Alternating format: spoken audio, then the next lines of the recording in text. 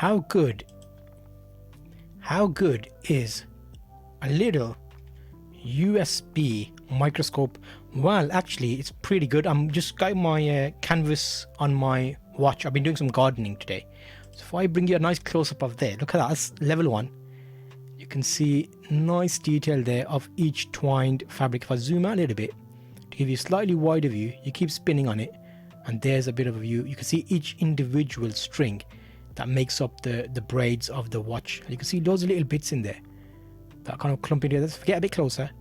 I'm spinning. Oh, there's a little bit closer. You have to keep moving it to get it nice. And the good thing on this one is it's got a light on there. So if I go back slight bit there, that's kind of sharp enough there.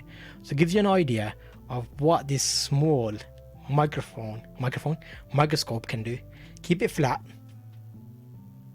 Oh, fingerprint. Oh, what's that? Yucky. Okay, where's my hair? Let me do a little hair. The hair looked quite good. Okay, wait there. There's a hair.